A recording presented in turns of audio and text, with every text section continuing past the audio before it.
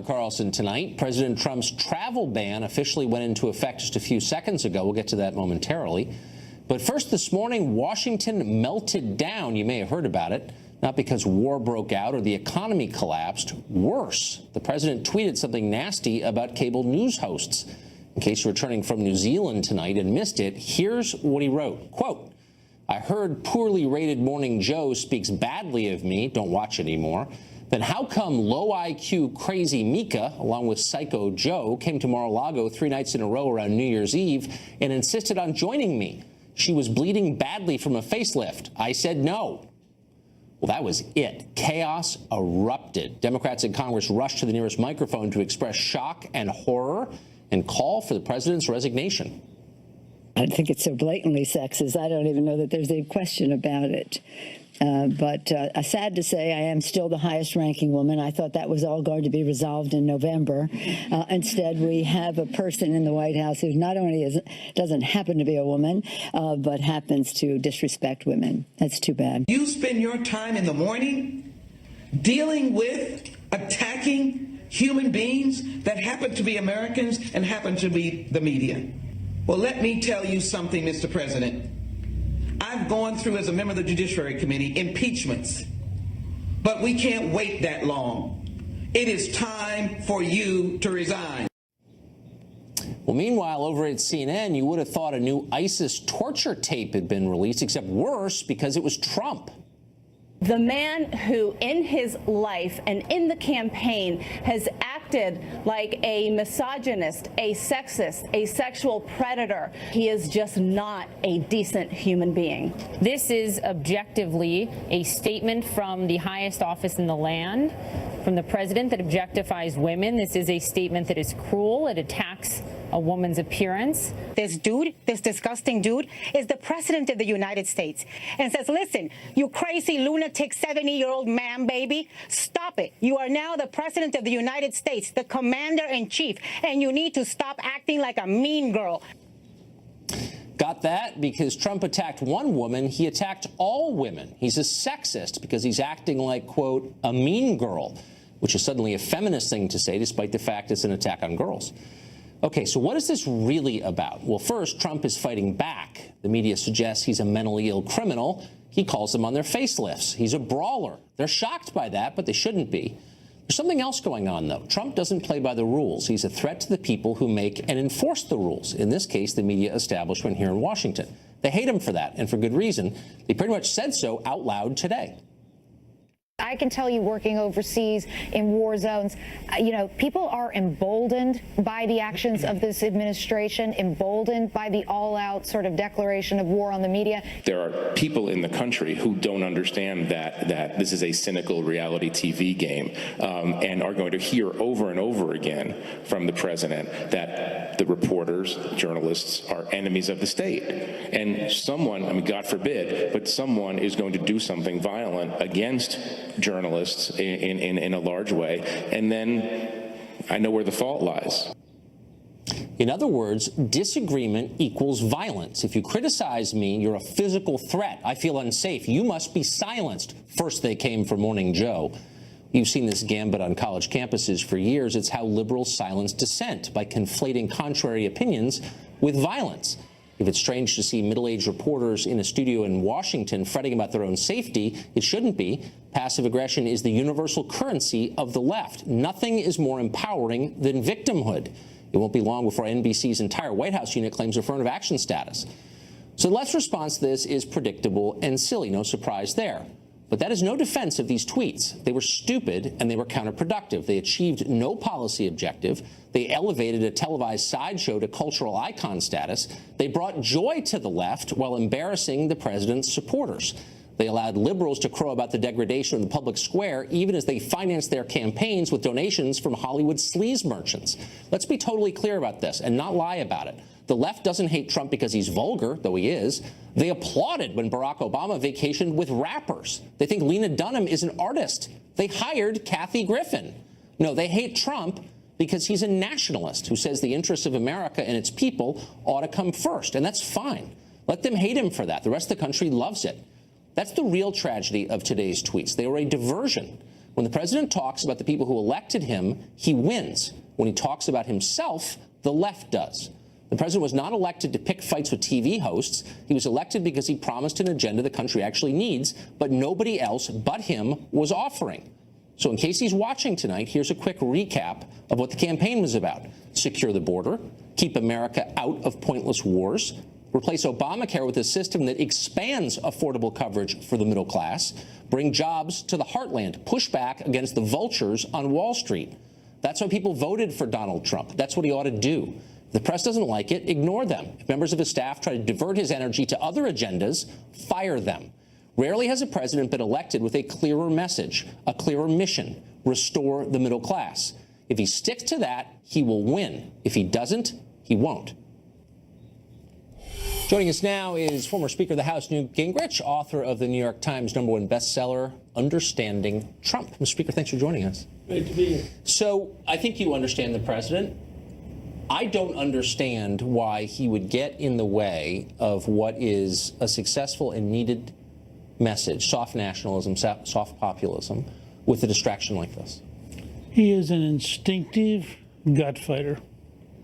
It bred into him probably by dealing with Page 6 in New York in the 1980s.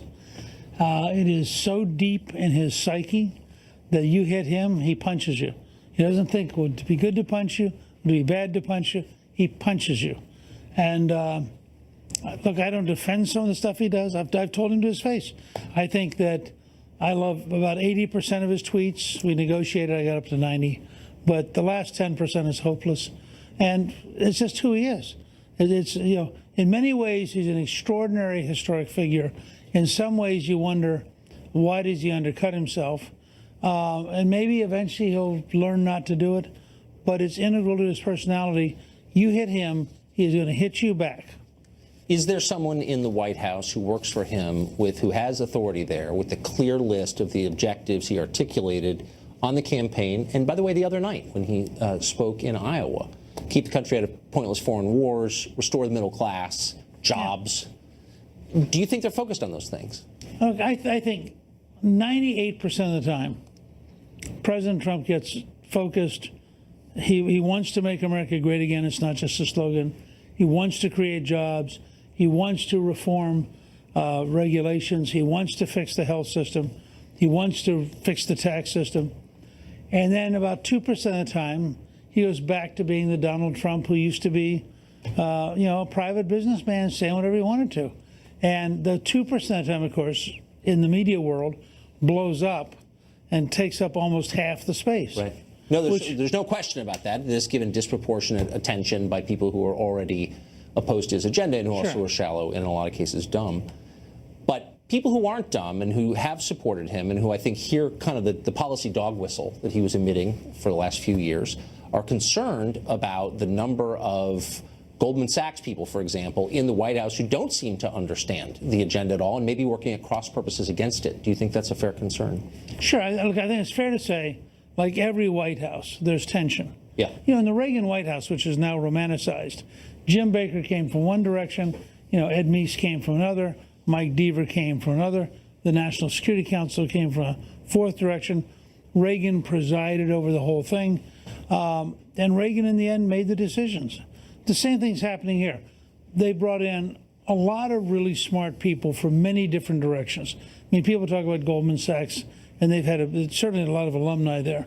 On the other hand, I mean, even Steve Bannon, ironically. So here's Bannon, who's the nationalist, but he's Goldman Sachs alumni. That's true. It's partly a tribute to how good Goldman Sachs is. It's the Harvard of financial investing. On the other hand, in the end, it comes down to one person. And like Franklin Delano Roosevelt or Abraham Lincoln or Ronald Reagan, that one person has a pretty good sense of where he wants to go. And Trump routinely runs over everybody, routinely imposes his will, and gets them back on track, which is a very bold, very dramatic, and profoundly transformational direction. That's reassuring from a man who understands Trump. Mr. Speaker, thank you. Good to see you.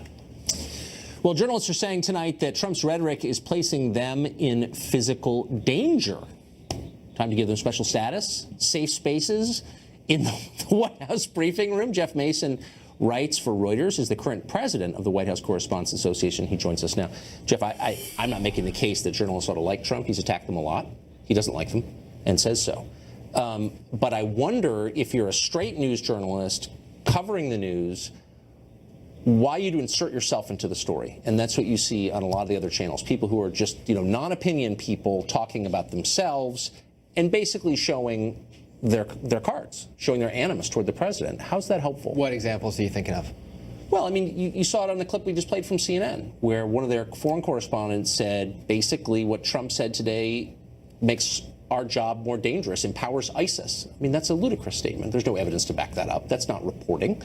That's emotion. And it discredits the person who said it. But the president used an emotional tweet to criticize a working journalist. So I think that's probably what leads to... Working journalist might be a little strong, but a TV host, sure, yeah. She's a journalist. Yeah, okay, fine. Yeah, and I think that leads to putting journalism in the crux of the story. I think any good journalist would prefer not to be the center of the story. I certainly would prefer to be writing about the news, asking about the policy, writing about the substance of what a White House is doing. But the president creates news with his tweets, as you two were just discussing. So, as I just said, the president doesn't like journalists, but straight journalists probably shouldn't say in public they don't like the president or give that impression, because that undercuts their role as an objective observer of the news. And yet, no one seems to be reining them in. And I think it's doing damage to the perception that the press is objective. You think it's doing damage when reporters show how they really feel about a politician they're supposed to be covering objectively?